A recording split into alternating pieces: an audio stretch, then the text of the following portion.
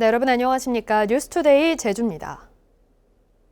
오늘부터 제주도의회 정례회가 시작돼 도정 질문과 교육 행정 질문에 이어 6조 원이 넘는 내년 제주도 예산안을 심의합니다. 또 국회에서는 내년 시행을 앞둔 4.3 희생자 보상금 예산안을 심의합니다. 이번 주에 진행되는 주요 현안을 송원일 기자가 보도합니다. 제주도의회 정례회가 오늘 시작돼 다음 달 15일까지 31일 동안 열립니다. 내일부터는 구만섭 제주도지사 권한대행을 상대로 도정 질문이 진행됩니다. 도의회는 도정 질문을 강화하기 위해 당초 사흘 일정을 나흘로 하루 더 늘렸습니다. 이성문 교육감을 상대로 한 교육행정 질문도 일정이 하루 더 늘어나 다음 주 월요일과 화요일 열립니다. 이번 정례회에서는 사상 처음 6조 원을 돌파한 내년 제주도 예산안도 심의합니다. 도의회는 올해 예산보다 9.7% 늘어난 6조 3,922억 원의 예산이 코로나19 이후 단계적 일상 회복과 경제 활성화에 기여할 수 있도록 적절하게 편성됐는지 심의할 계획입니다. 국회 행정안전위원회는 오늘 전체 회의를 열고 4.3 희생자 보상금 1,810억 원이 편성된 내년 정부 예산안을 심의합니다. 여야가 4.3 희생자 보상금 지급에 큰 이견이 없는 상태여서 무리 없이 처리될 것으로 전망됩니다. 특히 더불어민주당 오영훈 의원이 4.3 때 부모를 잃고 양자나 수양딸로 간 피해자들에게 보상금이 상속될 수 있도록 제도 개선 용역비 예산을 신규로 반영해달라고 한 요구도 통과될 것으로 예상되고 있습니다. 전국 학교 비정규직 노동조합 제주지부가 초등 돌봄 전담교사의 근무 시간을 현재 5시간에서 8시간으로 늘려 전일제 근무로 전환해달라며 총파업을 예고한 가운데 내일 제주도 교육청과 교섭을 벌입니다. 노조는 유은혜 교육부 장관이 학생과 학부모에게 안정적인 돌봄 서비스를 제공하기 위해 8시간 전일제 근무를 도입하고 예산 지원까지 약속했다며 자신들의 요구를 수용할 것을 촉구하고 있습니다. 노조는 교섭이 결렬될 경우 19일부터 총파업에 돌입하겠다고 밝혀 협상 결과가 주목됩니다. MBC 뉴스 송원일입니다. 제주에서는 코로나19 확진자가 어제 오후 5시까지 10명이 추가로 발생했습니다. 11월 들어 확진자가 늘면서 9일 연속 두 자릿수를 나타내고 있고 최근 일주일간 하루 평균 확진자 수도 15명을 기록했습니다. 한편 제주도는 코로나19 확진자가 다녀간 업소 2곳의 동선 정보를 공개하고 지난 7일 제주시 용담 해수사우나 남탕과 지난 11일 서귀포시 서기동 삼진탕 여탕을 방문한 사람은 증상이 없어도 진단검사를 받아야 한다고 밝혔습니다. 제주도는 제주도 교육청과 합동으로 오는 18일에 치러지는 대학 수학 능력 시험이 끝난 후 수험생 출입이 늘어날 것으로 예상되는 노래 연습장과 PC방 등에 대한 방역수칙 집중 점검에 나섭니다. 또 학생들이 호흡기 증상 질환으로 병원 진료를 받는 경우 코로나19 진단검사를 권고하도록 제주도 의사회에 요청하고 학생들에게는 백신 예방 접종을 할 것을 적극 독려할 계획입니다. 정부가 지난 12일부터 주유소에서 차량용 요소수를 판매한다고 발표했는데요. 하지만 제주에서는 여전히 요소수를 판매하는 주유소를 찾기 어려워 혼선이 빚어졌습니다. 김항섭 기자의 보도입니다. 제주시 평화로 인근의 한 주유소.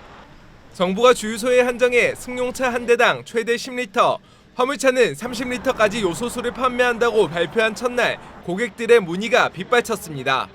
저희 아직 안 들어왔어요. 네, 오늘 배송이 될 거라고 얘기는. 요소수를 구입하기 위해 주유소를 찾은 운전자들은 빈손으로 발길을 돌립니다. 불안해서 못 다니겠는데 지금 여기 주유소마다 다 돌아다니고 있거든요. 지금 한림에서 오고 있는데 못 구했어요. 정부의 발표와 달리 도내 대부분의 주유소에는 요소수가 공급되지 않은 상황. 지난 10일 42,000리터의 요소수가 제주에 들어왔지만 20여 개 주유소에만 물량이 배정되면서 품귀 현상이 이어지고 있습니다. 네, 지금 계속 요소수 있냐고 전화 오고 있고요. 안 들어와서 답답해서 죽겠어요. 빨리 갖다 주셨으면 좋겠는데. 공공부문에 사용되는 요소수도 여전히 부족한 상황입니다. 도내 공영버스와 마을버스의 요소수 비축량은 한 달치도 남지 않았고 방역수송 차량과 청소차에 쓰일 요소수도 다음 달이면 모두 소진될 예정입니다. 정부가 요소수 200만 리터를 생산해 버스와 청소차 등 공공부문에 우선 투입한다는 계획을 밝힌 가운데 제주도는 우선 도내 시내 버스와 마을 버스 등에 요소수 2,000리터를 보급했습니다. 외국에서 수입하는 물량들이 이제 내년 올해 말까지는 충분하다 그런 얘기들이 있고 하기 때문에 저희들은 정부 동향과 같이 병행해서 그에 대해 가지고 어떤 문제가 발생되는지에 저희들이 대처할 방법을 다시 강구를 해나가야 되겠죠. 제주도는 요소수 공급 현황을 지속적으로 모니터링하고 요소수 문제가 장기화될 경우를 대비해 긴급 수송 대책을 수립할 계획입니다. MBC 뉴스 김항섭입니다. 제주도는 어제 오전 제주 시민복지타운에서 시내버스와 마을버스 등 노선버스 운수업체 요소수 2,250리터를 보급했습니다. 이번에 보급된 요소수는 행정안전부가 전국 지방자치단체에 공급한 물량으로 도내 9개 업체의 버스 560대에 공급됩니다. 한편 제주도가 도내 요소수 비축 현황을 조사한 결과 롯데 정밀화학 등을 통해 현재 4만 2천 리터의 물량이 확보돼 도내 23곳의 주유소에서 판매되고 있는 것으로 파악됐습니다.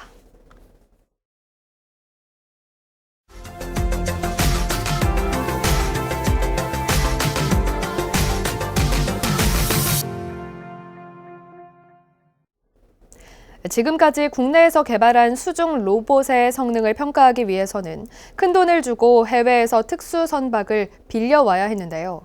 해양 장비를 수심 3,000m까지 투입할 수 있는 국내 최초의 시험 평가선이 준공돼 본격 운영에 들어갔습니다. 배현정 기자가 보도합니다. 국내 최초 시험 평가선 장영시로가 당당한 모습을 드러냈습니다. 장영시로는 2,900여 톤의 길이 75m로 깊은 바다에서 해양 장비와 수중 로봇의 성능을 시험하고 평가할 수 있는 특수 선박입니다. 최대 60톤의 장비를 둘 수 있는 특수장치 A프레임과 어떤 상황에서도 선박의 위치를 유지시켜주는 장치가 장착돼 있습니다. 이 특수장치를 이용해 해양 장비를 수심 3,000m까지 투입할 수 있는 겁니다. 엄빌리컬 윈치라는 장비가 있습니다. 그 장비를 이용해서 ROV 수중 로봇을 진수하고 회수하는 작업을 하고 있습니다. 엄빌리컬 윈치 케이블선을 이용해 수중 건설 로봇 우리티를 바다 밑으로 내립니다. 국내 최초의 시험 평가선 장영시로가 투입되면서 더 이상 해외 선박 임차료 112억 원을 낼 필요가 없어졌습니다.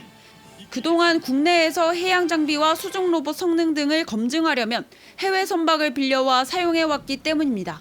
이번에 장영시로 취항됨에 따라서 해외에서 그동안 막대한 비용을 들여오던 것들을 국내 기술로 구현할 수 있게 됐습니다. 장영시로 투입으로 언제든지 깊은 바다에서 수중 실험이 가능해졌습니다. 경북 동해안이 해양 장비와 수중 로봇 시험 평가의 중심지가 될 것으로 기대됩니다. MBC 뉴스 배현정입니다. 사람이 타지 않고 스스로 방향과 속도를 조절하는 무인 선박이 시험 운항을 시작한 지 1년이 다 되어갑니다.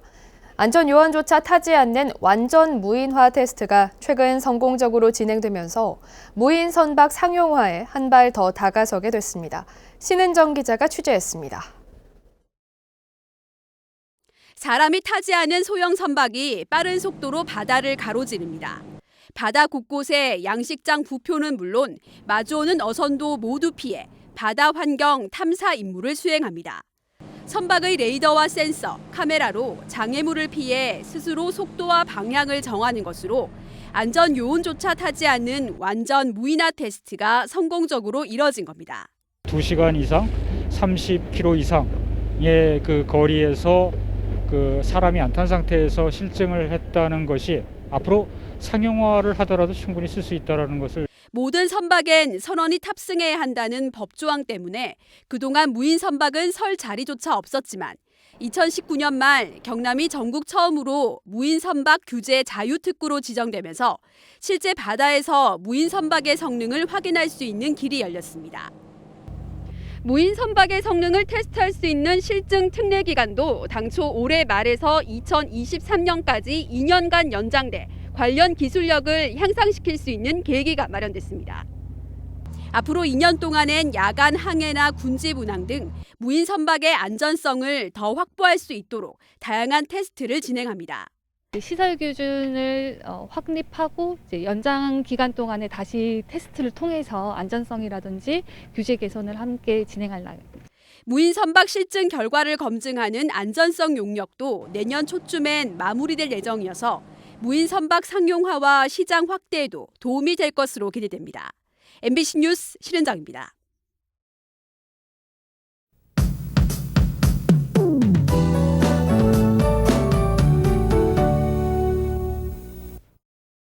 내일은 반짝 추위가 물러가고 다시 날이 포근해졌습니다. 당분간 내년 이맘때 기온을 보이면서 추위 걱정은 없겠는데요. 오늘도 한낮 기온 19도까지 오르면서 온화하겠습니다. 큰 일교차에는 유의하시기 바랍니다. 추위는 누그러졌지만 국외 미세먼지가 유입되면서 오늘 서쪽 지역을 중심으로 대기질이 탁하겠는데요. 한편 제주도는 미세먼지 농도 보통 수준으로 공기질은 양호한 편이겠습니다. 오늘 제주 남쪽 해상에 위치한 고기압의 가장자리에 들면서 제주 전 지역 맑은 날씨를 보이겠습니다. 아침 현재 기온 북부 지역 12도, 동부 지역 9도, 제주 산간은 7도로 시작하고 있는데요.